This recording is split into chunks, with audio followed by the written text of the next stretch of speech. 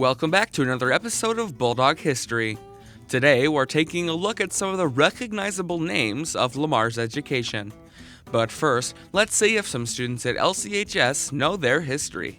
Do you know who Jim Lorenzen is? No. No clue? No idea. I have no idea. I don't know. I have no clue. Well, as I expected, not everyone knows who these buildings are named after, which means it's time for a history lesson. We'll start off with Carey Gym, the high school's old gym. It was dedicated in 1958 and named after legendary Lamar's coach Eugene Carey. Carey coached all of the major sports during his tenure, which included football and basketball, starting in 1925. He led the football team to 4 undefeated seasons in the 1940s. Coach Carey worked and coached for the school for 36 years and led the Bulldogs to many conference championships. In April of 1958, Carey Gym was opened as the public school gymnasium and was later dedicated to him for his years of commitment to athletic excellence at Lamar's. Carey was inducted into the Iowa Football Coaches Hall of Fame in 1968.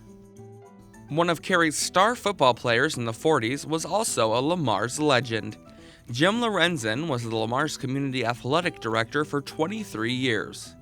Lorenzen played many roles at Lamar's for 38 years, including coaching girls basketball and being a middle school guidance counselor. In 1995, at the Lamar's Community Stadium, Jim Lorenzen Field was named in honor of the longtime coach and teacher who was retiring that year. And finally, Cluckone Elementary School is named after former Lamar's superintendent of 30 years, Harvey Cluckone. He began his career with Lamar's in 1928 and was known for expanding the schools to include 2 new elementary buildings, the T&I building, and the creation of the Lamar's Community School District. Cluckone was an avid member of the local Rotary Club and was always working to make the Lamar's community a better place.